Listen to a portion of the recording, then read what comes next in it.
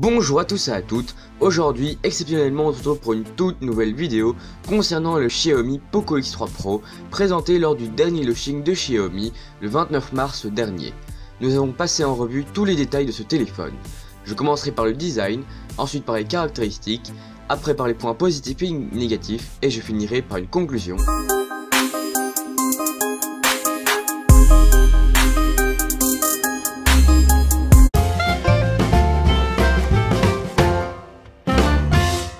Le téléphone est assez gros, il a une épaisseur de 9,4 mm pour un poids de 216 grammes, donc qui est quand même assez conséquent. Le capteur de selfie se trouve en haut au centre du téléphone. On a le bouton marche-arrêt ainsi que le bouton de volume sur la tranche droite. Sur la tranche en bas du téléphone se trouve le port de charge USB-C ainsi que la prise jack. Sur la tranche gauche il y a l'endroit dédié à la carte SIM. Le Xiaomi Poco X3 Pro dispose de deux haut-parleurs pour une diffusion stéréo de bonne qualité. Un en haut et un en bas.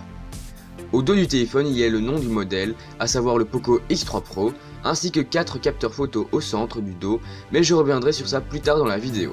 Ce téléphone est disponible en coloris noir, bronze et bleu. Je ne suis pas très fan du design, perso parce que je trouve ça vraiment imposant quand même, et que les capteurs photo à l'arrière sont vraiment aussi imposants, ce qui fait que je ne trouve pas ça élégant, mais bon, ce n'est que mon avis.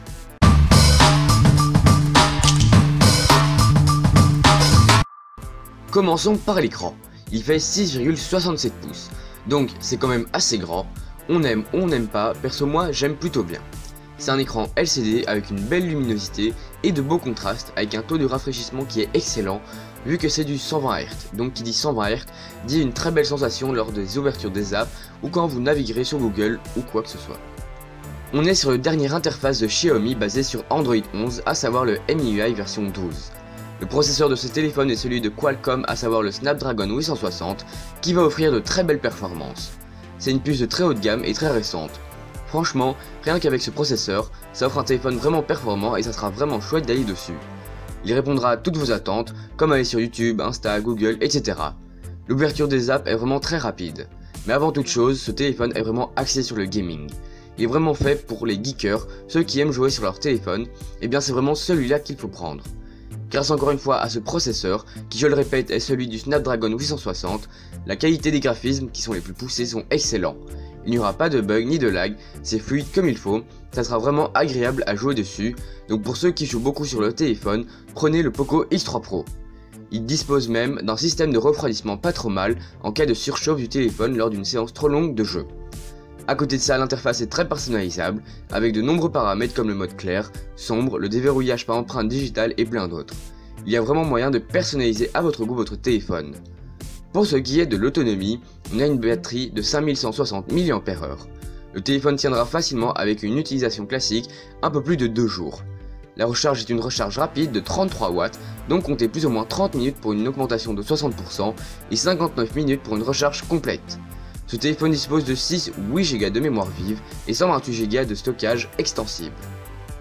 Maintenant parlons de photos et vidéos. Il y a 4 capteurs photo, un capteur principal de 48 mégapixels, un ultra grand angle de 8 mégapixels, ainsi que le capteur télémacro et le capteur profondeur de champ.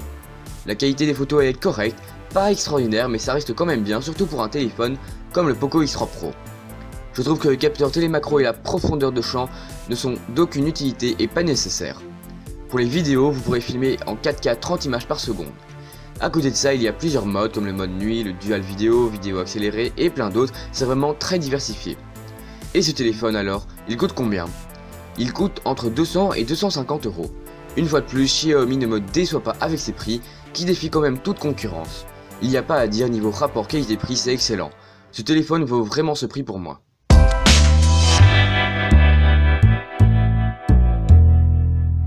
Le premier point positif pour moi, c'est le téléphone en lui-même qui est axé vraiment autour des jeux vidéo. Je trouve ça bien car tous les téléphones n'ont pas spécialement la puissance pour, donc c'est vraiment bien que Xiaomi ait opté pour un téléphone de ce genre. Le deuxième point positif qui est en partie lié au premier point positif, c'est la puce, qui de 1 est très récente et de 2 offre des performances haut de gamme qui permet la qualité aussi propre et bien des graphismes pour les jeux. Passons maintenant au point négatif. Le seul point négatif que j'ai trouvé, c'est clairement le design, qui me plaît pas du tout. Normalement j'adore les téléphones de Xiaomi pour leur design, mais là c'est le contraire. C'est épais, gros, c'est pas du tout élégant. De plus, les 4 capteurs au centre ne mettent pas du tout le téléphone en valeur. Et enfin, la marque au centre du téléphone écrit en grand, c'est pas du tout ouf, mais ce n'est que mon avis.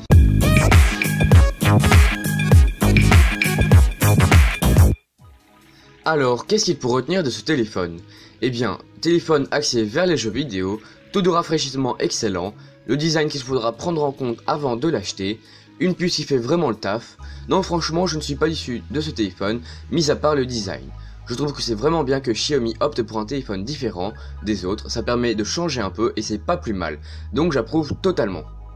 Voilà, c'est la fin de cette vidéo, j'espère qu'elle vous aura plu. Si c'est le cas, n'hésitez pas à vous abonner, à actionner la cloche pour ne rater aucune de mes vidéos, à partager et à commenter.